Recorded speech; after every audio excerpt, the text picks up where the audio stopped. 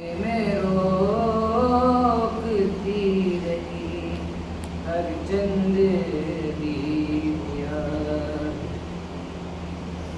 مظلوم کربلا کی طرف رخ کیے ہوئے، مظلوم کربلا کی طرف رخ کیے ہوئے،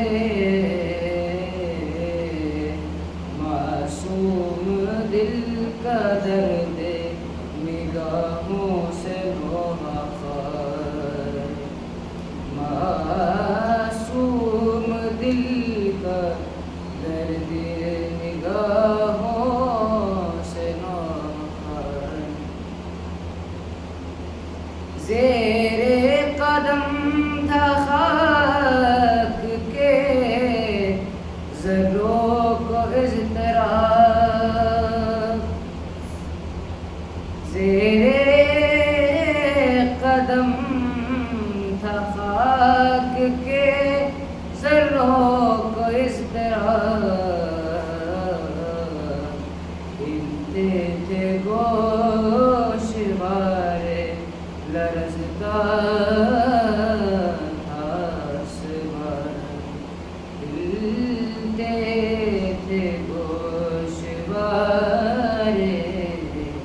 لرزتا تھا آسمان، خیمے سے دیکھتی ہے جو مادر تو کیا جب، خیمے سے دیکھتی ہے جو مادر تو کیا جب، اے وائے عرض کرب و بلا وائے آسمان، اے وائے عرض کرب و بلا وائے آسمان، خطروں سے بے نیاز یہ چہرے سے آشکار، نصرت کو بے قراری رفتار سے آیا، مظلوم کربلا کی طرح رخ کیے ہوئے،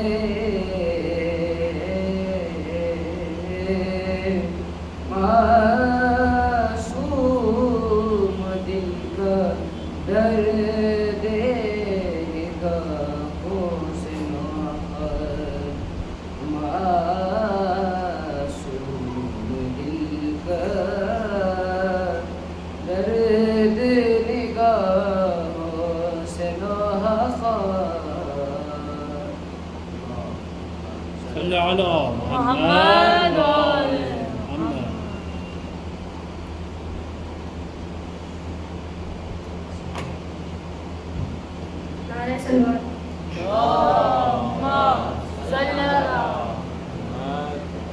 میرا آنسو کسی مظلوم کی غم خواری میں، میرا آنسو کسی مظلوم کی غم خواری میں، دو قدم آگے ہے سجدوں سے بھی خود داری میں، دو قدم آگے ہے سجدوں سے بھی خود داری میں، دیکھے عباس نے دو ہاتھ خریدی ہے فرات، اب تو پانی بھی ہے پیاسوں کی زمینداری میں، اب تو پانی بھی ہے پیاسوں کی زمینداری میں، اور اے مدینے کی زمین چوم لے آبی کے قدم، یہ بچا لائے ہیں اسلام کو بیماری میں، یہ بچا لائے ہیں اسلام کو بیماری میں، یہ بچا لائے ہیں اسلام کو بیماری میں، اور اس نگینے کی سلیمان نہ پوچھو قیمت، تخت بک جائے گا آنسو کی خریداری میں، تخت بک جائے گا آنسو کی خریداری میں، اور قد اپنا حسن سے اکبر کے نہ ناپو یوسف، قد اپنا حسن سے اکبر کے نہ ناپو یوسف، شرماتی ہے زلیخا کو طرف داری میں، شرماتی ہے زلیخا کو طرف داری میں، نعرہ سلوات۔ اللہم صلی علی محمد وآل محمد، اللہم صلی علی محمد وآل محمد۔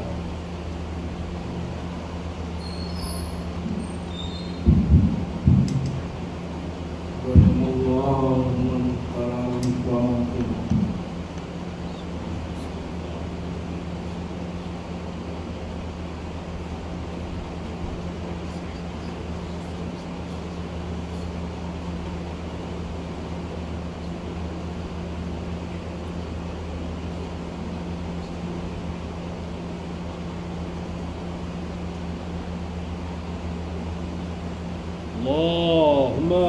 صل على محمد وآل محمد.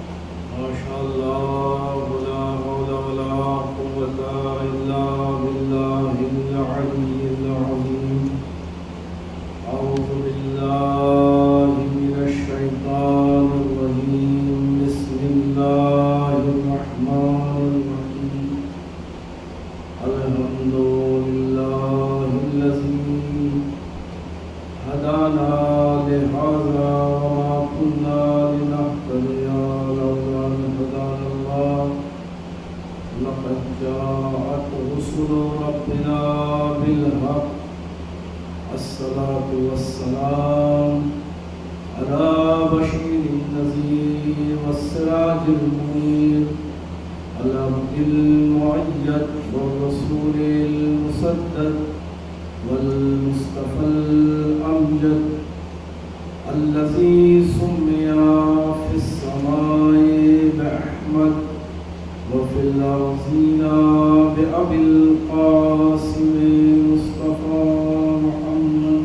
اللهم صل على محمد وآل محمد وعلى آله الطيبين الطاهرين المعصومين المظلومين ولعنة الدائمة على أعدائهم أجمعين من يومنا هذا إلى قيام يوم الدين.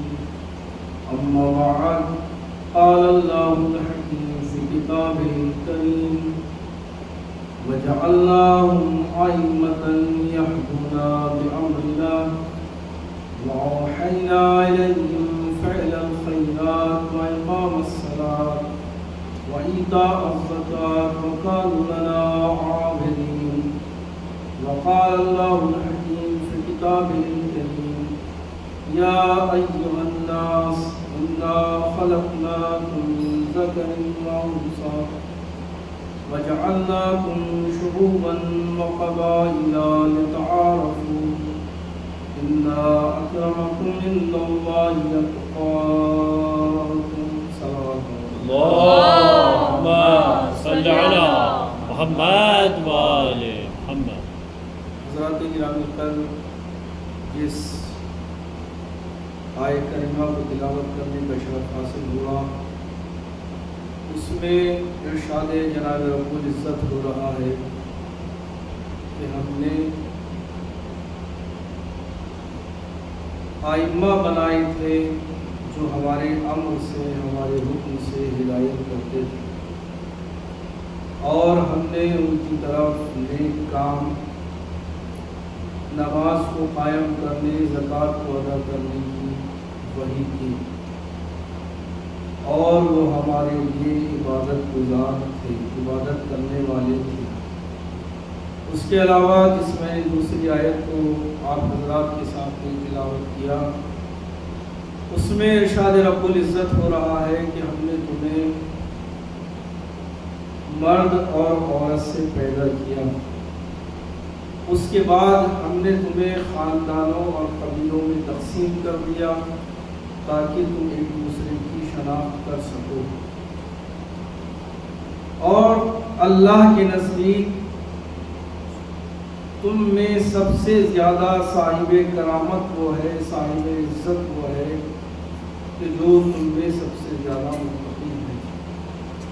سب سے پہلی بات جو اس آیت سے سمجھ میں آتی ہے کہ خاندان اور قبیلے اللہ کے نزدیک کرامت کی نشانی نہیں ہے، بلکہ اللہ واضح لفظوں میں کہہ رہا ہے کہ اللہ کے نزدیک سب سے زیادہ صاحب کرامت تم میں سے وہ ہے کہ جو متقی ہو، جس کا تقوی جتنا زیادہ ہوگا وہ اللہ کے نزدیک اتنا زیادہ صاحب کرامت ہوگا۔ لیکن یہاں پہ اس آیت کو تلاوت کرنے کا مقصد یہ ہے کہ اللہ اس میں ایک اجتماعی اور سماجی نظام کو بیان کر رہا ہے۔ ہم نے تمہیں عورت اور مرد سے پیدا کیا، اس کے بعد تمہیں خاندان اور قبیلوں میں تقسیم کر دیا۔ خاندان اور قبیلے ایک اجتماعی اور سماجی نظام کا حصہ ہیں۔ اللہ نے انسان کو خلق کیا، اس کے بعد جو اسے زندگی عطا کی ہے وہ اجتماعی اور سماجی زندگی عطا کی ہے۔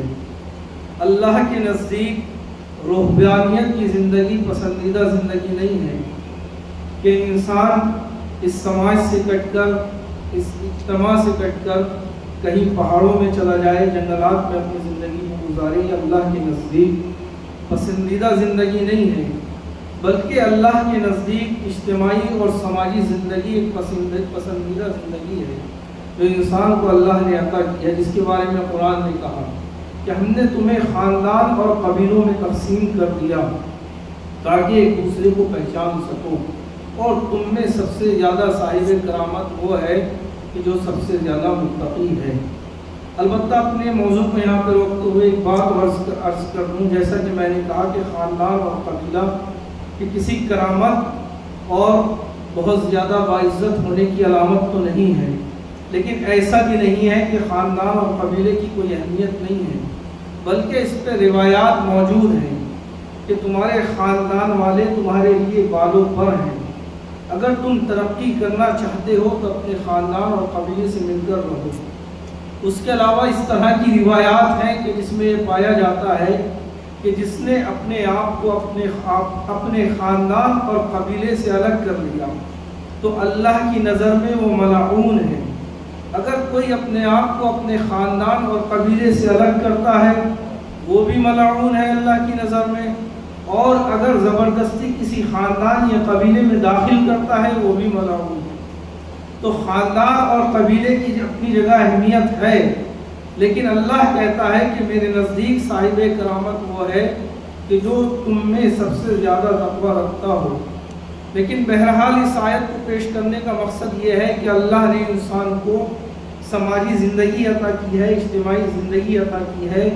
روحانیت کی زندگی اللہ کے نزدیک پسندیدہ زندگی نہیں ہے، اور دلیل کے طور پر اگر آپ عبادات کو دیکھیں تو عبادات اللہ اور بندے کے بیچ کا معاملہ ہوتا ہے، لیکن اس میں بھی اللہ نے اجتماع کو پسند کیا ہے۔ افضل جس کو بتایا ہے وہ اجتماعی عبادت ہے۔ نماز جماعت کا آپ حکم دیکھ لیجئے، فرادہ نماز سے زیادہ افضل ہے۔ اول وقت پہ نماز پڑھنا فضیلت رکھتا ہے، باعث ثواب ہے، لیکن اگر آپ کو معلوم ہو کہ اول وقت کے بعد جماعت ہونے والی ہے تو آپ کے لیے بہتر یہ ہے کہ آپ اپنی فرادہ نماز سے رک جائیے اور اس وقت تک کے لیے تاخیر کر دیجیے جب تک جماعت قائم ہو۔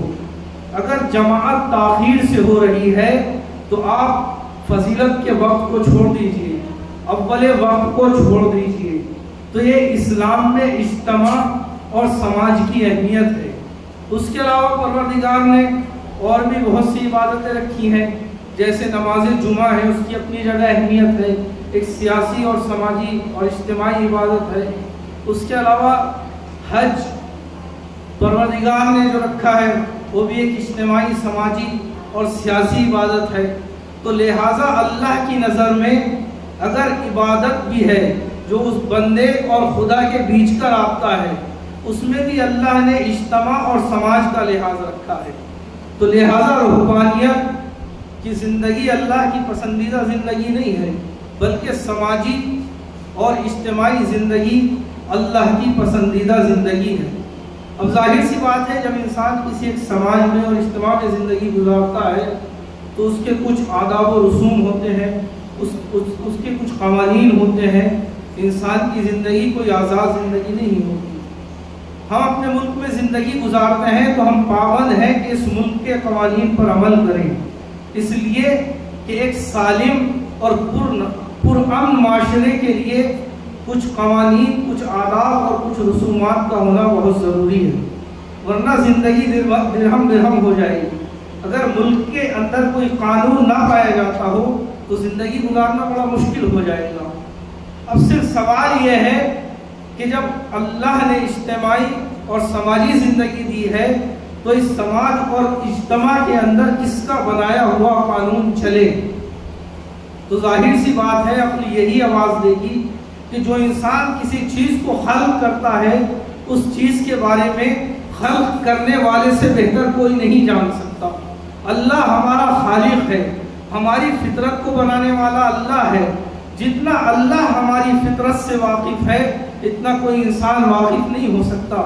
آج کے دور میں علم نے ترقی کی ہے، انکشافات ہوئے ہیں، تحقیقیں ہوئی ہیں، لیکن وہ اس علم تک نہیں پہنچ سکتی جو اللہ رکھتا ہے اپنی مخلوق کے بارے میں. اس لیے کہ بنانے والا اللہ ہے، خلق کرنے والا اللہ ہے. کس فطرت پہ اللہ نے انسان کو پیدا کیا ہے یہ خدا سے زیادہ بہتر کوئی نہیں سمجھ سکتا. کس راستے پہ انسان کو چلنا ہے یہ اللہ سے بہتر کوئی نہیں سمجھ سکتا. تو لہٰذا جب سماج ہے، اجتماع ہے، تو اس سماج میں اور اجتماع میں قانون بھی اسی کا چلنا چاہیے جس نے اس سماج کو تشکیل دیا ہے، جس نے اس سماج کو خلق کیا ہے، جس نے اس اجتماع کو پیدا کیا ہے، جس نے اس اجتماعی اور سماجی زندگی کو بہتر زندگی بتایا ہے. تو وہی بتائے گا کہ اس سماج کو بہتر بنانے کے لیے کون سا قانون ہونا چاہیے، کون سے آداب ہونے چاہیے، کون سی رسومات ہونی چاہیے. تو کون سا سسٹم ہے جو اللہ نے ہمیں عطا کیا ہے.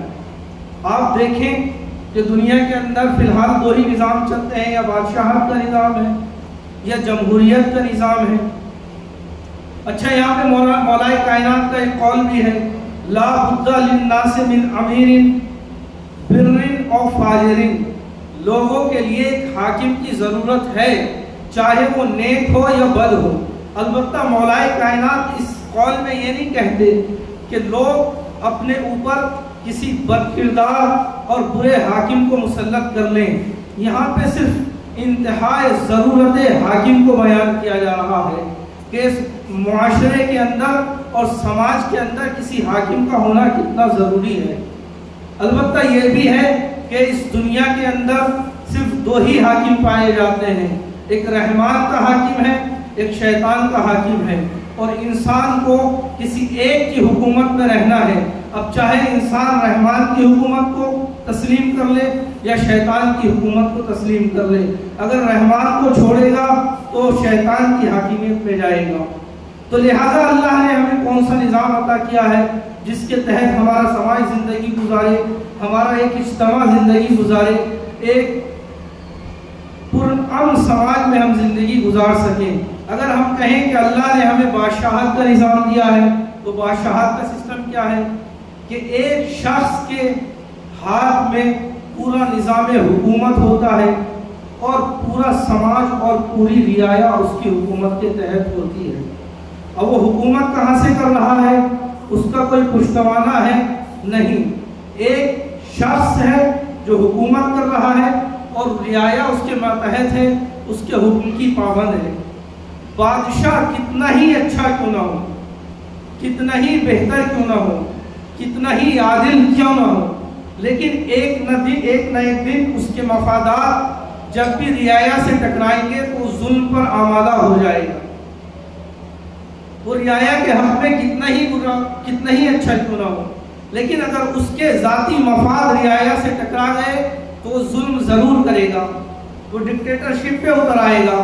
تو لہٰذا یہ ظلم کا نظام اللہ کا دیا ہوا نظام نہیں ہو سکتا. اس لیے آپ نے کچھ سال پہلے سنا ہوگا شیخ نمر کو شہید کیا گیا. ان کی فکر کیا تھی؟ ان کی فکر یہی تھی حکومت کے خلاف کہ اسلام میں بادشاہت کا تصور نہیں ہے. اس لیے حکومت خوف زدہ تھی کہ جس پہ ہمارا نظام ٹکا ہوا ہے یہ اسی کی مخالفت کرتے ہیں. اور ایک عقلی اور نقل سے بھی یہ ثابت تھا کہ اسلام میں بادشاہت کی گنجائش نہیں ہے. بادشاہت کا نظام اللہ کا دیا ہوا نظام نہیں ہے. بادشاہت کا نظام ایک اسلامی نظام نہیں ہے. دوسرا نظام جو اس کائنات میں رائج ہے وہ جمہوریت کا نظام ہے. جمہوریت میں کیا ہوتا ہے؟ اکثریت کی رائے کو اقلیت کے اوپر ترجیح دے دی جاتی ہے. اب اس میں یہ نہیں دیکھا جاتا کہ جو اکثریت ہے اس میں عاقل کتنے ہیں، دانشور کتنے ہیں، صاحب خرد کتنے ہیں. بس یہ دیکھا جاتا ہے کہ اکثریت ہے. اگر 100 لوگ ہیں اس میں سے 90 ایک طرف رائے دے دیں اور 10 ایک طرف ہوں تو 90 کی رائے کو ترجیح دی جائے گی. یہ نہیں دیکھا جائے گا کہ ان 90 لوگوں کے اندر کتنے دانشور ہیں، کتنے صاحبان عقل ہیں، کتنے ایسے ہیں کہ جو اس سماج کو بہتر طریقے سے سمجھ سکتے ہیں، اس سماج کی ترقی کے لیے بہتر طریقے سے کام کر سکتے ہیں. نہیں، دیکھا یہ جاتا ہے کہ کس کے ساتھ اکثریت ہے. اگر اس طرف 10 لوگوں میں کتنے ہی دانشور افراد ہوں، پڑھے لکھے افراد ہوں، صاحبان خرد ہوں، عقل مند ہوں، لیکن ان کے اوپر ان 90 جاہل افراد کو اور جو غیر پڑھے لکھے اور غیر عاقل افراد ہیں ان کو ترجیح دے دی جائے گی. تو لہٰذا اسلام اس طرح کے نظام کو بھی قبول نہیں کر سکتا. یہ اللہ کا دیا ہوا نظام نہیں ہو سکتا ہے.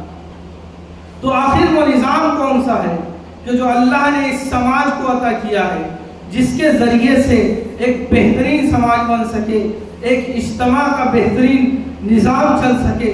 تو قرآن کریم نے آواز دی وَجَعَلْنَاهُمْ أَئِمَّةً يَهْدُونَ بِأَمْرِنَا، کہ ہم نے آئمہ بنائے تھے جو ہمارے امر سے ہدایت کرتے تھے. وَأَوْحَيْنَا إِلَيْهِمْ فَعْلَ الْخَيْرَاتِ، اور ہم نے ان کی طرف نیک کاموں کی وحی کی اور نماز قائم کرنے کی وحی کی اور زکوٰۃ دینے کی وحی کی. وَكَانُوا لَنَا عَابِدِينَ، اور وہ ہمارے لیے سر خم تسلیم کیے ہوئے تھے، وہ ہمارے عبادت گزار تھے. تو اس سے 2 باتیں سمجھ میں آتی ہیں کہ اللہ نے جو ہمیں نظام حکومت دیا ہے وہ امامت کا نظام دیا ہے. وَجَعَلْنَاهُمْ أَئِمَّةً يَهْدُونَ بِأَمْرِنَا، سب سے پہلا اللہ نے جو اس سماج کو نظام دیا ہے وہ امامت کا نظام دیا ہے. دوسرا ہم نے بنایا ہے، وہ اپنے آپ میں یا اپنے طور سے یا اکثریت کی رائے سے نہیں آئے ہیں، بلکہ ہم نے ان صلاحیتوں کو ان کے اندر رکھا ہے کہ جس کے ذریعے سے وہ اس سماج کو ایک بہترین سماج بنا سکتے ہیں، جو اس سماج کو راہ سعادت دکھا سکتے ہیں، جو اس سماج کو کامیابی کی منزلوں تک پہنچا سکتے ہیں. وَجَعَلْنَاهُمْ أَئِمَّةً، اور ہم نے آئمہ بنائے تھے. يَهْدُونَ بِأَمْرِنَا، وہ اپنی مرضی سے ہدایت نہیں کرتے تھے، بلکہ جو خدا ان کو حکم دیتا تھا وہ اسی چیز کی ہدایت کرتے تھے، اور ہم ہی ان کی طرف وحی کرنے والے تھے. اپنی مرضی سے انہوں نے کوئی کام نہیں کیا. وَأَوْحَيْنَا إِلَيْهِمْ فَعْلَ الْخَيْرَاتِ، اور ہم نے نیک کاموں کی ان کی طرف وحی کی، اور ہم نے نماز قائم کرنے کی اور زکوٰۃ دینے کی وحی کی. وَكَانُوا لَنَا عَابِدِينَ، اور وہ ہمارے عبادت گزار تھے، یعنی ہماری مرضی سے ہی چلنے والے تھے. تو سمجھ میں یہ آیا کہ اللہ نے اس اجتماع کو، اس سماج کو، جو کہ اللہ کی پسندیدہ زندگی ہے، سماجی زندگی، اجتماعی زندگی، اس کو نظام امامت عطا کیا ہے. اب یہ امامت ہے کیا؟ اللہم صلی علی محمد و آل محمد. ہم امامیہ کے درمیان اور برادران اہل سنت کے درمیان جو سب سے بڑا بنیادی اور فرق ہے وہ یہیں سے. وہ ہمارے جتنے بھی ائمہ ہیں ان کو عالم مانتے ہیں، اولاد رسول مانتے ہیں، ان کا احترام کرتے ہیں، اکرام کرتے ہیں، ان کے علم کے قائم ہیں، ان کے علم کے قائل ہیں. لیکن جو بنیادی فرق ہے ان کے عقیدے میں اور ہمارے عقیدے میں وہ یہ ہے کہ یہ صرف عالم دین نہیں ہے. علامہ طباطبائی نے، جو کہ امامیہ کے بہت بڑے عالم ہیں، انہوں نے جو تعریف کی ہے امامت کی، وہ یہ ہے یا ریاست العامہ علی امور الدین والدنیا خلافتاً عن النبی. یہ ایک ریاست عامہ ہے، لوگوں کے دینی امور پر بھی اور دنیاوی امور پر بھی. کس کی جانشینی میں؟ رسول کی جانشینی میں. لیکن جو برادران ہیں وہ صرف ان کو عالم مانتے ہیں، ظاہر مانتے ہیں، اولاد رسول کی حیثیت سے احترام کرتے ہیں، اکرام کرتے ہیں، امام کا غم بھی مناتے ہیں. لیکن جو بنیادی چیز ہے ان کو دین کا لیڈر بھی ماننا اور سیاسی لیڈر بھی ماننا ہے. وہ ان کے نزدیک صرف دین کے حاکم ہیں، یعنی دین کے معاملات میں ان کی طرف رجوع کر سکتے ہیں. اور بہت سے ائمہ ہیں جو اہل سنت کے ائمہ ہیں اور وہ شاگرد ہیں ہمارے امام کے. آپ کی نظروں میں سب کچھ ہے، لیکن بنیادی اختلاف صرف یہیں پہ ہے کہ امام صرف دین کے امام نہیں ہے، بلکہ ہمارے لیے ہمارے سماج کے بھی امام ہیں، ہمارے اجتماع کے بھی امام ہیں، ہمارے سیاسی امام بھی ہیں۔ جو بنیادی فرق یہیں سے آ جاتا ہے، اور اللہ نے ان کو دو طرح کے اختیار عطا کیے۔ جب امام کو بھیجا ایک تکوینی اختیار دیا۔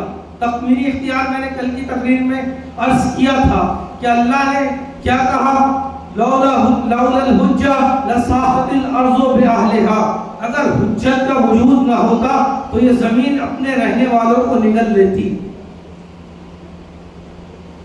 یہ زمین اپنے رہنے والوں کو نگل لیتی۔ اور اس کائنات میں اگر رزق تقسیم کیا جا رہا ہے تو وہ انہی کی برکت سے، اگر یہ زمین باقی ہے، اگر یہ آسمان باقی ہے تو وہ انہی کی برکت سے ہے۔ یہ ائمہ کا تکوینی اختیار ہے جس کو کوئی سلب نہیں کر سکتا، یہ اللہ کا دیا ہوا تکوینی اختیار ہے، اس کو چھینا نہیں جا سکتا، اس کو کسی رائے کے ذریعے سے، کسی اجتماع کے ذریعے سے چھینا نہیں جا سکتا۔ اس لیے کہ امام کا وجود اگر کائنات سے ہٹ جائے تو یہ کائنات تباہ ہو جائے گی۔ اللہ نے اس کائنات کو اس طریقے سے بنایا ہے کہ اس کا محور حجت کو قرار دیا ہے، امام کو قرار دیا ہے۔ امام کا وجود بے برکت، امام کا وجود بابرکت اس کائنات کے باقی رہنے کا سبب ہے۔ تو یہ امام کا تکوینی اختیار ہے جو اس دنیا میں ہے۔ امام کا ایک تکوینی اختیار آخرت میں ہے جس کو میں بعد میں عرض کروں گا، لیکن امام کا ایک تشریعی اختیار ہے۔ تشریع کی اختیار یہ ہے کہ اللہ نے ان کو لوگوں کے اوپر حاکم بنا دیا ہے، رہبر بنا دیا ہے، لیڈر بنا دیا ہے، لیکن اب لوگوں کے اوپر ہے کہ وہ آئیں امام کے ہاتھ میں بیعت کریں۔ یہ امام کا کام نہیں ہے صرف کہ امام زبردستی ان کی گردنوں پہ مسلط ہو جائے، بلکہ اللہ نے ہدایت کر دی ہے، اللہ نے راستہ بتا دیا ہے، اللہ نے رہنمائی فرما دی ہے۔ اب یہ لوگوں کے اوپر ہے کہ وہ امام برحق کو قبول کرتے ہیں، رحمان کے امام کو قبول کرتے ہیں، یا شیطان کے امام کو قبول کرتے ہیں۔ صلوات پڑھیے اللہم صلی علی محمد و آل محمد، صلی علی محمد و آل محمد۔ جیسا کہ امام رضا علیہ السلام نے ارشاد فرمایا، فَإِنَّ رَجُلًا تَوَلَّى حَجَرًا لَحَشَرَهُ اللَّهُ مَعَهُ فِي يَوْمِ الْقِيَامَةِ، اگر انسان کسی پتھر کو بھی ولی بنا لے تو اللہ روز قیامت اس کو اس پتھر کے ساتھ محشور کرے گا۔ تو اللہ نے ائمہ کو بھیج دیا، ہدایت کی راہیں کھول دی۔ اب یہ انسان کے اوپر ہے کہ وہ کس کو اختیار کر رہا ہے۔ اِنَّا هَدَيْنَاهُ السَّبِيلَ إِمَّا شَاكِرًا وَإِمَّا كَفُورًا، ہم نے راستے بتا دیے ہیں، راستے بنا دیے ہیں، راستوں کی رہنمائی کر دی ہے۔ اب یہ تمہارے اوپر ہے کہ اللہ کے شاکر بندے بن جاؤ یا اللہ کے کافر بندے بن جاؤ۔ ایک شاگرد ہیں چھٹے امام جعفر صادق علیہ السلام کے، اللہم صلی علی محمد و آل محمد، جن کا نام ہے ہشام بن حکم۔ ہشام بن حکم امام کے شاگرد ہیں۔ بصرے کی مسجد میں خطیب تقریر کر رہا ہے، اور وہ خطیب امام کی امامت کا قائل نہیں ہے۔ ہشام جاتے ہیں، جس مجمع کو واعظ کر رہا ہے، نصیحت کر رہا ہے، اس مجمع میں بیٹھ جاتے ہیں، اور ایک معمولی خطیب سے سوال کرتے ہیں کہ اے خطیب اگر اجازت ہو تو میں کوئی سوال کر سکتا ہوں؟ تو پوچھتا ہے کہ تمہارا سوال کیا ہے؟ ہشام کہتے ہیں کہ تمہارے پاس آنکھیں ہیں؟ وہ کہتا ہے کہ کیسا سوال ہے، کیا تم مذاق کر رہے ہو؟ اور ہشام کو نظر انداز کر دیتا ہے۔ ہشام پھر کہتے ہیں کہ اے خطیب میرا کچھ سوال ہے، میں سوال کرنا چاہتا ہوں کہ بتاؤ تمہارا سوال کیا ہے؟ ہشام کہتے ہیں کہ تمہارے پاس آنکھیں ہیں؟ کہاں آنکھیں ہیں؟ کہ اس سے کیا کرتے ہو؟ کہ ان آنکھوں سے دیکھتا ہوں۔ کہا تمہارے پاس ناک ہے؟ کہا ناک بھی ہے۔ کہا اس سے کیا کرتے ہو؟ کہ چیزوں کو سونگتا ہوں، بو کو حس کرتا ہوں۔ کہا تمہارے پاس کان ہے؟ کان سے کیا کرتے ہو؟ کان سے سنتا ہوں. کا منہ ہے، زبان ہے، کا زبان سے کیا کرتے ہو؟ کہ زبان سے ذائقوں کو چکھتا ہوں.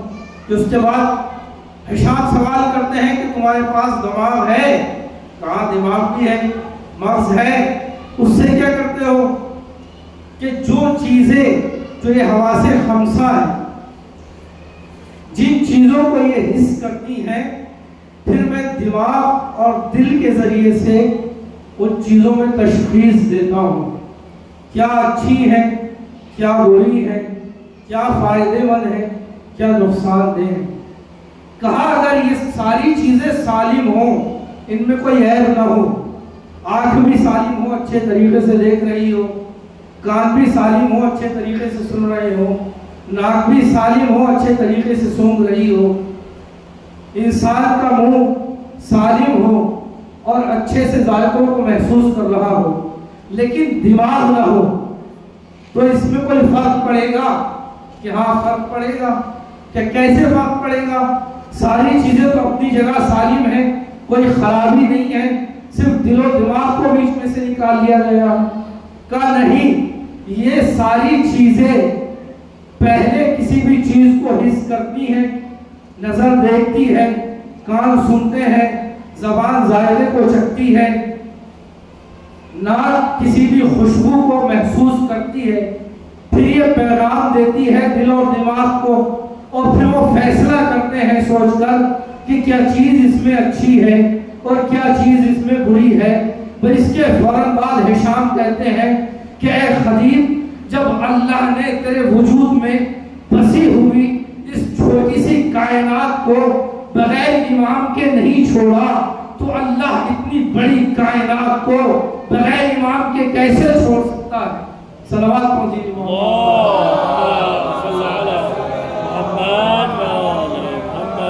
اس دنیا کے اندر امام کا وجود بالکل اسی طریقے سے ہے کہ جیسے وجود انسانی میں دل اور دماغ ہوتا ہے، تو جو فیصلہ کرتا ہے کیا چیز بری ہے، کیا اچھی ہے، کیا اس کے لیے غلط ہے، کیا فساد کا باعث ہے، کیا اس کے لیے سعادت کا باعث بن سکتی ہے، کیا اس کے لیے رضالت کا باعث بن سکتی ہے.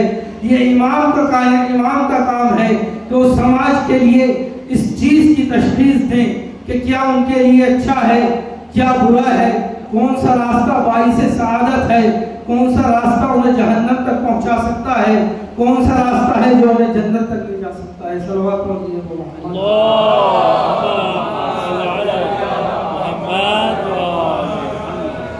اب یہ انسان کا اختیار ہے کہ وہ چاہے شیطان کی ولایت کو قبول کر لے، چاہے رحمان کی ولایت کو قبول کر لے، لیکن اللہ اس کو روز قیامت اور روز حشر اسی کے ساتھ محشور کرے گا کہ جس کے ساتھ انسان رشتہ ولایت کو استعمال کرے گا. ایک تاریخ کا واقعہ ہے، جب انسان حق سے روگردانی کر دیتا ہے تو وہ باطل کی آغوش میں چلا جاتا ہے. تاریخ کا ایک بہت بڑی شخصیت ہے تاریخ اسلام کی، خلیفہ ثانی کے بیٹے عبداللہ ابن عمر. جب مولائے کائنات ظاہری تخت خلافت پر آئے اور لوگوں نے بیعت شروع کی، تو کچھ لوگ عبداللہ ابن عمر کو مولائے کائنات کے پاس لے کر آئے. عبداللہ بن عمر کے ہاتھ رسیوں سے جکڑے ہوئے ہیں اور رسی میں بندھا ہوا ہے. لوگ مولائے کائنات کے پاس لے کر آئے اور کہا کہ یا علی، اس نے بیعت کرنے سے انکار کر دیا ہے، خوف کے عالم سے کپکپا رہا ہے. مولا نے کہا کہ سب سے پہلے اس کے ہاتھوں کو کھول دیا جائے اور اس کو چھوڑ دیا جائے. اس کے ہاتھوں کو کھولا. اس کے بعد مولائے کائنات نے اس سے سوال کیا کہ عبداللہ، کیا تم میرے ہاتھ پہ بیعت نہیں کرو گے؟ تم نے فیصلہ کر لیا ہے؟ کہ ہاں، میں نے فیصلہ کر لیا ہے کہ تمہارے ہاتھ پہ بیعت نہیں کروں گا. مولائے کائنات نے اس سے کہا کہ اگر تم بیعت نہیں کرو گے تو تمہیں جانے دیا جائے گا، تم ہجرت کر کے یہاں سے چلے جاؤ. عبداللہ بن عمر نے مدینے سے ہجرت کی. مولائے کائنات نے اجازت دی کہ اس کو جانے دیا جائے. عبداللہ بن عمر شام کی طرف ہجرت کرتا ہے اور زمانہ گزرتا جاتا ہے، یہاں تک کہ حجاج بن یوسف جس کے ظلم کے قصے سب نے سنے ہوئے شام آتا ہے، عبداللہ بن عمر کو خبر ہوتی ہے کہ حجاج شام آیا ہے۔ اب دیکھیے کہ جو حد سے روگردانی کرتے ہیں کس طریقے سے اللہ ظالم کے ذریعے سے ان کو ذلیل کرتا ہے۔ عبداللہ کو جیسے ہی یہ معلوم ہوا کہ حجاج شام آیا ہے، اس سے رہا نہیں گیا، فوراً اس مقام پہ پہنچتا ہے جہاں پہ حجاج کا قیام ہے، اور ظاہر سی بات ہے کہ ایک بڑی شخصیت کا بیٹا ہے اور جانا پہچانا چہرہ ہے عالم اسلام کا، اور سب لوگ نام سے واقف ہیں۔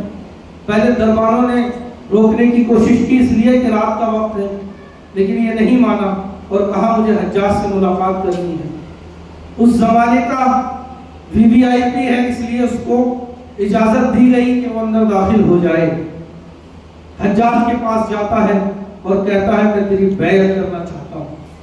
حجاج کہتا ہے کہ آرام کا وقت ہے، رات کا وقت نہیں، کوئی بیعت کا وقت نہیں ہے، دن کے وقت میں آنا۔ تو یہ پلٹ کر حجاج کو ایک حدیث سناتا ہے کہ جو اپنے زمانے کے امام کو پہچانے بغیر مر جائے وہ جاہلیت کی موت مرے گا۔ جو حدیث رسول اکرم نے ائمہ ہدی کے لیے ارشاد فرمائی تھی، وہی حدیث یہ حجاج جیسے ظالم کے لیے بیان کر رہا ہے۔ یہ ہوتا ہے حق سے روگردانی کا نتیجہ۔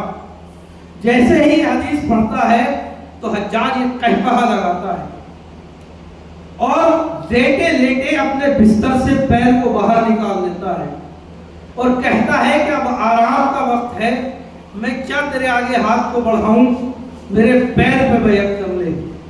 یہ حجاج کے پیر پہ بیعت کرتا ہے اور اللہ کا شکر ادا کرتا ہوا اس کے دربار سے نکل جاتا ہے۔ تو آپ نے نتیجہ دیکھا کہ اگر کوئی اللہ کے بھیجے ہوئے نمائندے سے روگردانی کرے تو اللہ حجاج جیسے ظالم کے قدموں میں اس کو ذلیل کرتا ہے۔ یہ اللہ کے بھیجے ہوئے نمائندگان حق سے روگردانی کا نتیجہ ہے۔ اور جیسا کہ میں نے کہا کہ اللہ نے ائمہ ہدی کو دو اختیار دیے ہیں، ایک تکوینی اختیار ہے اس کائنات کے اوپر جس کو کوئی سلب نہیں کر سکتا، اور ایک تشریعی اختیار ہے جو لوگوں کے ہاتھوں میں رکھا ہے۔ لوگ اگر امام کے ہاتھ پہ بیعت کریں گے تو اس راہ سعادت کو پائیں گے، اگر بیعت نہیں کریں گے تو ظالموں کے ہاتھوں ذلیل ہوتے رہیں گے۔ لیکن ایک امام کا تکوینی اختیار ہوتا ہے کہ جس کے ذریعے سے اللہ نے کائنات کو باقی رکھے ہوئے ہیں، جس کے ذریعے سے اللہ کائنات میں رزق تقسیم کرتا ہے، جس کے ذریعے سے آسمان اور زمین کا وجود باقی ہے۔ اس اختیار کو ائمہ سے کوئی چھین نہیں سکتا، اس لیے کہ اللہ کا دیا ہوا یہ تکوینی اختیار ہے۔ ایک تکوینی اختیار اور ہے جو ائمہ کے ہاتھ میں آخرت میں پایا جائے گا۔ جب روز حشر ہوگا، لوگ روز پل صراط سے گزر رہے ہوں گے، مولائے کائنات پل صراط پہ کھڑے ہوں گے، وہاں پہ ائمہ کا تکوینی اختیار ہوگا۔ مولائے کائنات کا ایک لقب ہے یعصوب الدین۔ یعصوب کسے کہتے ہیں؟ یعصوب شہر کی اس مکھی کو کہتے ہیں کہ جو چھتے کے اندر سردار کی حیثیت رکھتی ہے۔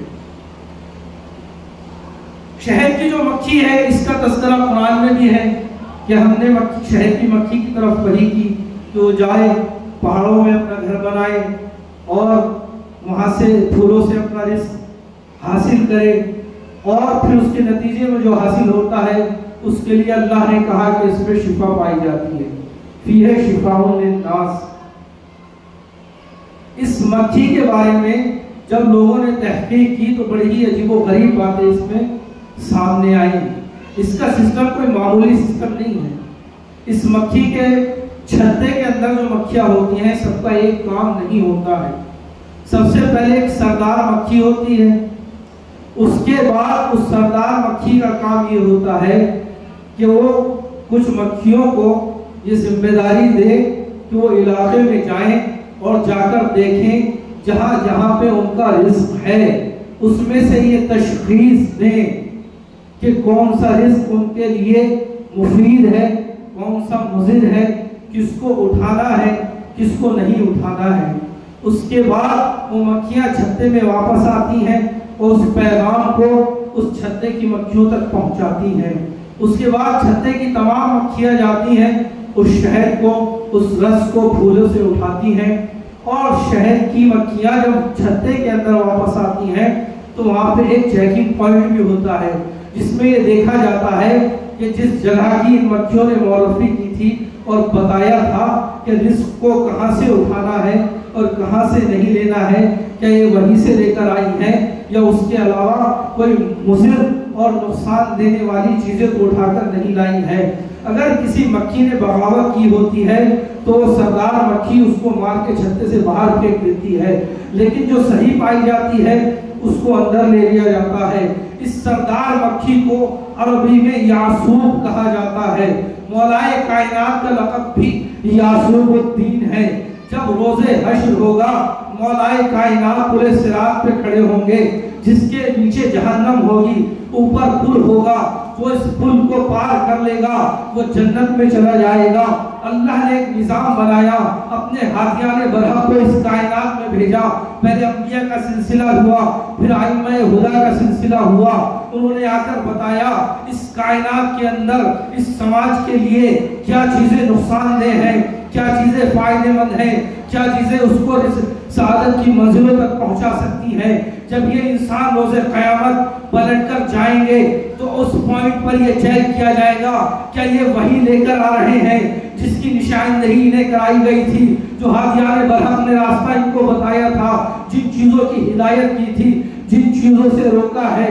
اگر یہ وہی لے کر جائیں گے جن کی انہیں ہدایت کی گئی تھی تو ان کو جنت کے اندر لے لیا جائے گا، لیکن اگر جنہوں نے طغیانی کی ہوگی، بغاوت کی ہوگی، ہادیان برحق سے روگردانی کی ہوگی، ان کو جہنم میں پھینک دیا جائے گا۔ صلوات پڑھیے۔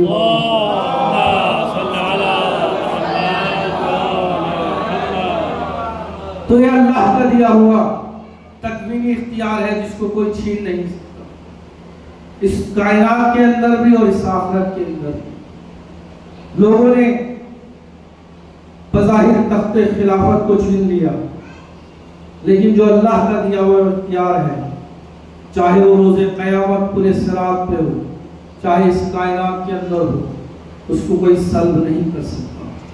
اور اللہ نے ہادیان برحق کو بھیجا تاکہ وہ اس کے حکم سے ہدایت کریں اور جو ان کے اوپر وحی کرتا ہے اس کو لوگوں تک پہنچائیں۔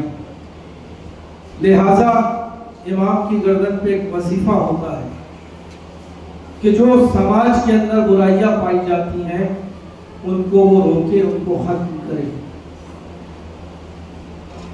امام حسین نے جو 61 ہجری میں قیام کیا ہے،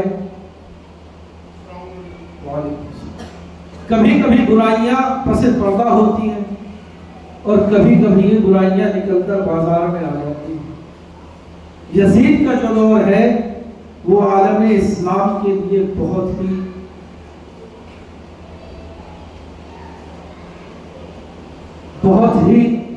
عبرتناک دور ہے مسلمانوں کے لیے۔ اب یہ وہ دور نہیں رہا جہاں پہ برائیوں کو پس پردہ انجام دیا جا رہا ہو، کھلا دین و شریعت کا مذاق اڑایا جا رہا ہے، وحی کا انکار کیا جا رہا ہے، رسول کی رسالت کا انکار کیا جا رہا ہے، جو سنت الہی ہے اس میں تبدیلیاں کی جا رہی ہیں، جو سنت رسول ہے اس کو بدلا جا رہا ہے۔ تو امام پر یہ فریضہ عائد ہو گیا کہ وہ اٹھیں اور قیام کریں اور سماج سے اس برائیوں کو دور کریں۔ لہذا سن 61 ہجری میں امام حسین نے اپنا یہ وظیفہ سمجھا کہ وہ یزید کے خلاف قیام کریں، اور یہ کاروان مدینے سے چلتا ہوا مکے پہنچا۔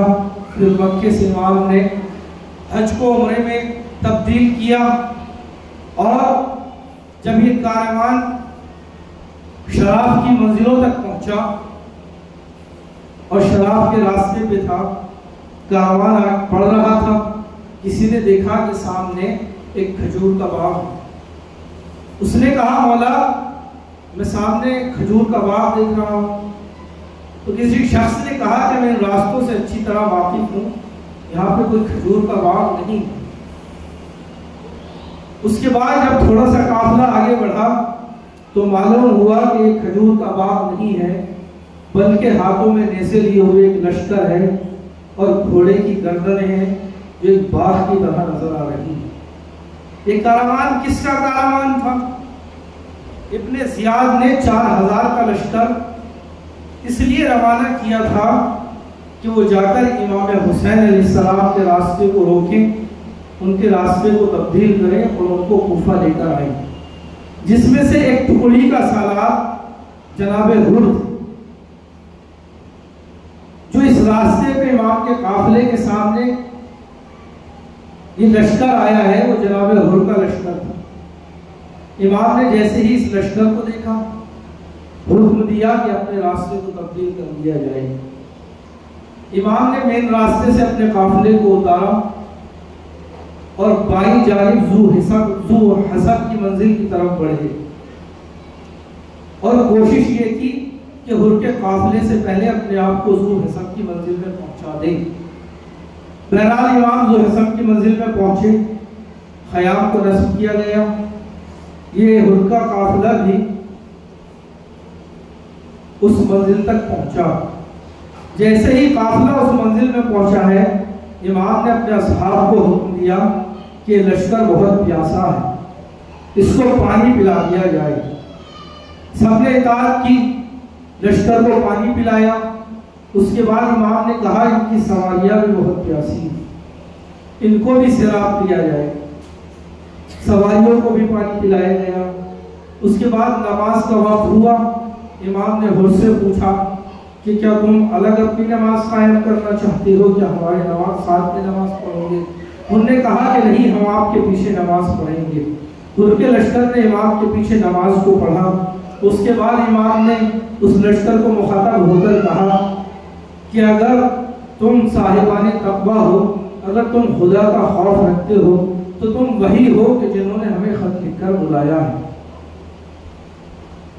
ہر نے جو کہ لشکر کے سپہ سالار تھے منع کیا کہ ہم نے آپ کو کوئی خط نہیں لکھا ہے. اس کے بعد امام نے ان خطوط کو طلب کیا جو کوفے سے امام کی خدمت میں پہنچے تھے. 2 بوریاں بھر کر خط تھے جو امام نے ہر کے سامنے رکھ دیے. اس کے بعد جناب ہر نے کہا کہ نہیں, ان خطوں سے ہمارا کوئی تعلق نہیں ہے اور ہمارا وظیفہ یہ ہے حکومت کی طرف سے کہ ہم آپ کو ابن زیاد کے دربار میں کوفے تک لے کر جائیں. امام نے کہا کہ دیکھو, اگر تم اپنے وعدے سے پیچھے ہٹ چکے ہو, تم نے ہمیں دغا دے دی ہے, تو ایک کام کرو, ہمیں مدینے واپس جانے دو.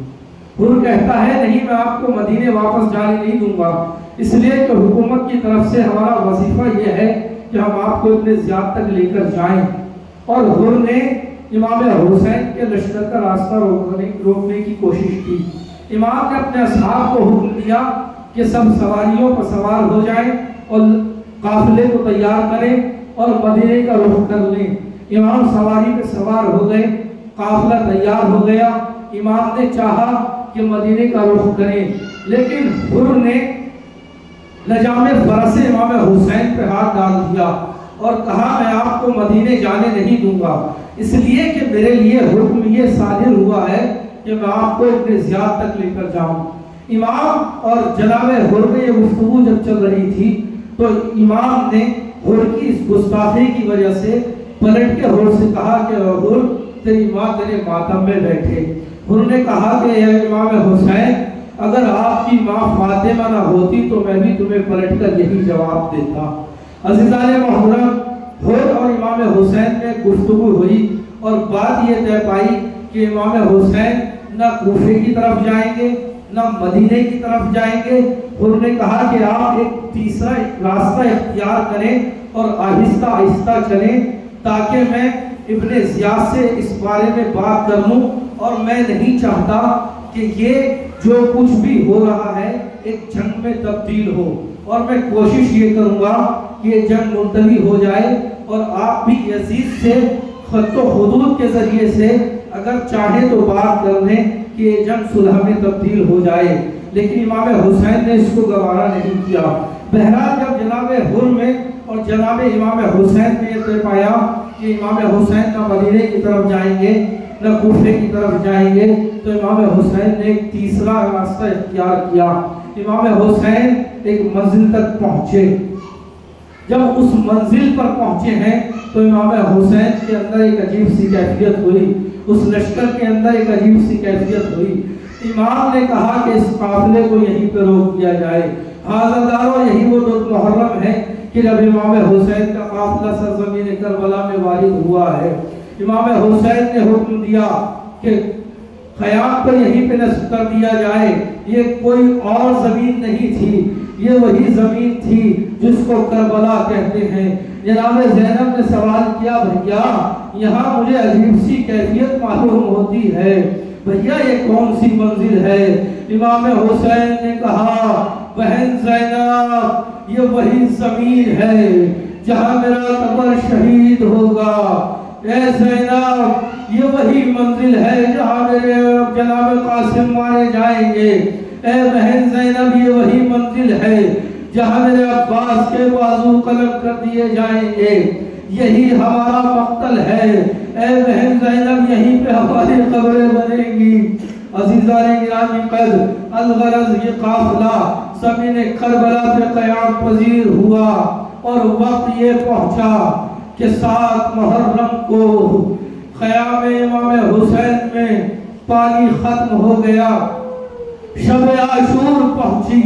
جیسے ہی شب عاشور پہنچی تو پیاس کا عالم یہ ہے کہ خیام حسینی سے التش التش کی صدائیں بلند ہوتی ہیں۔ اب جیسے ہی یہ صدائیں بلند ہوئی، حر کے کانت کی آوازیں پہنچی، تو اب حر کے اندر ایک اضطراب بیدار ہو گیا۔ حر بے چین ہے، حر سے یہ آوازیں سنی نہیں جاتی۔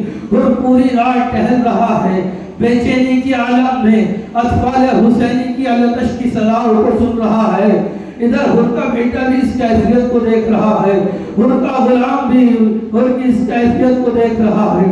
الغرض جب صبح عاشور نمودار ہوئی تو جناب حر نے اپنے بیٹے اور غلام سے کہا کہ دیکھو امام حسین کو لانے والا کربلا زمین سرزمین کربلا تک میں ہوں۔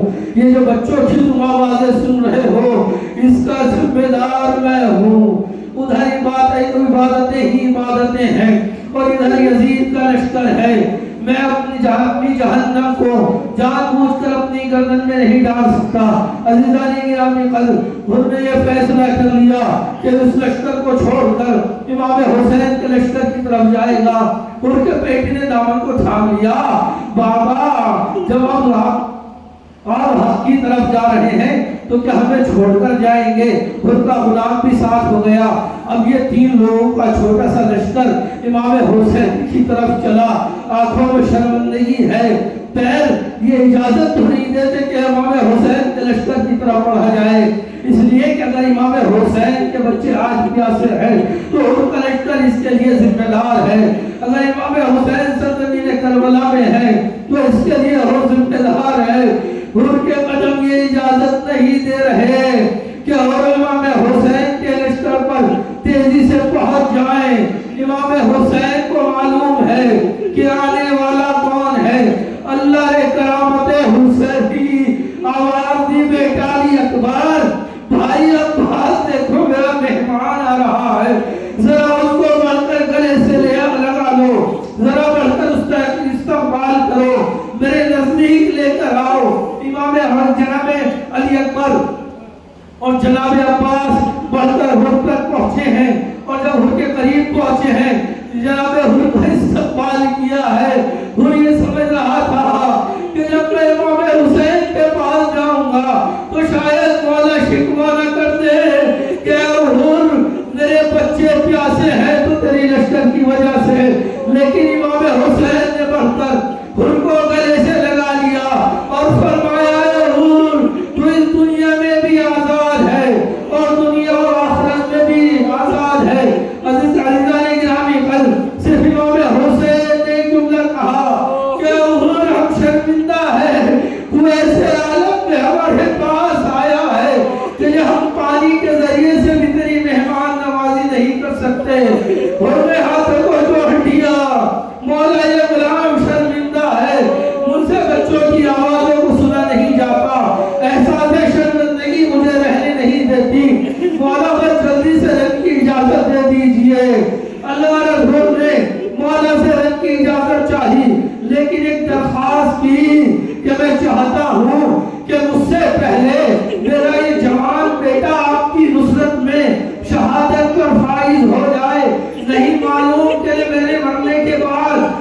دل منقلب نہ ہو جائے۔ جناب حر نے امام حسین سے یہ درخواست کی کہ پہلے میرے بیٹے کو بھیجا جائے۔ امام حسین نے حر کے بیٹے کو رخصت کیا میدان کارزال کی طرف۔ حر کا بیٹا گیا، ظالموں سے جنگ کی، شہید ہو گیا۔ آواز آئی السلام علیکم یا باپ اللہ، بابا میری مدد کیجئے۔ حر نے چاہا کہ بیٹے کی مدد کے لیے بڑھے، لیکن امام حسین نے حر کے دامن کو تھام لیا کہ کڑیل جوان کی لاش پہ بوڑھے باپ جایا نہیں کرتے۔ اے حر ذرا سے عاشورا، دیکھو امام حسین تنہا ہے، اکبر کی لاش کو اٹھا رہے ہیں، سینے کو سنبھالتے ہیں تو جناب اکبر کے پیر زمین کربلا پہ خط دینے لگتے ہیں، پیروں کو سنبھالتے ہیں تو سینہ نڈھال ہونے لگتا ہے۔ اے حر یہ رسم بدل گئی ہے، کڑیل جوان کی لاش پہ بوڑھا باپ نہیں جاتا۔ اللہ رحمت اللہ علی قوم الظالمین، سیعلم الذین ظلموا انہم منقلبون۔ باتوں میں حسن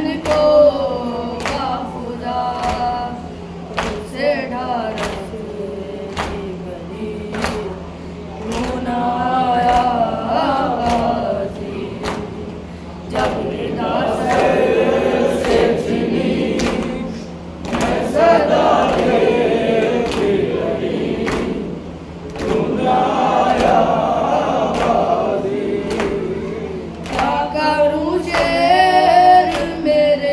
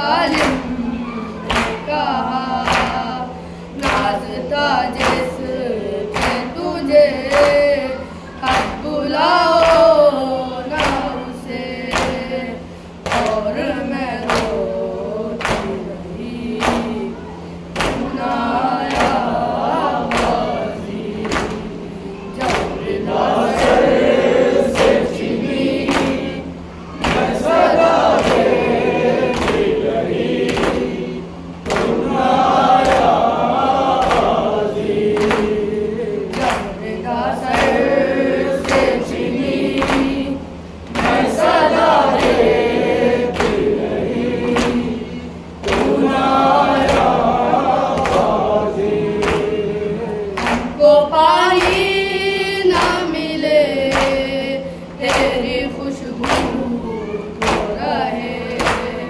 تیرے بازو نہ کٹے چاہے مشکی چلے یہ مگر ہو نہ سکا تیرے بازو ہے جدا جس پہ ہے لبی تو نہ آیا بازی جب ردا سر سے چنی میں صدا دیتی رہی تو نہ آیا بازی جب ردا سر سے چنی میں صدا دیتی رہی تو نہ آیا بازی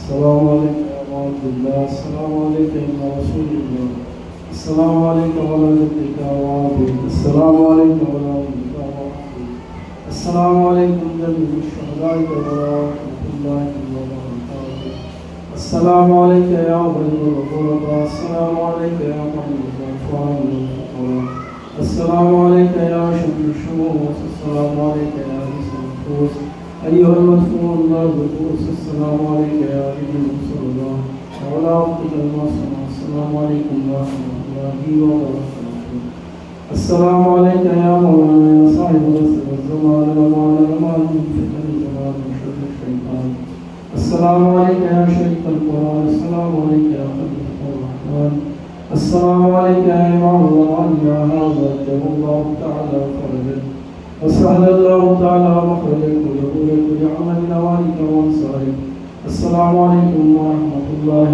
وبركاته.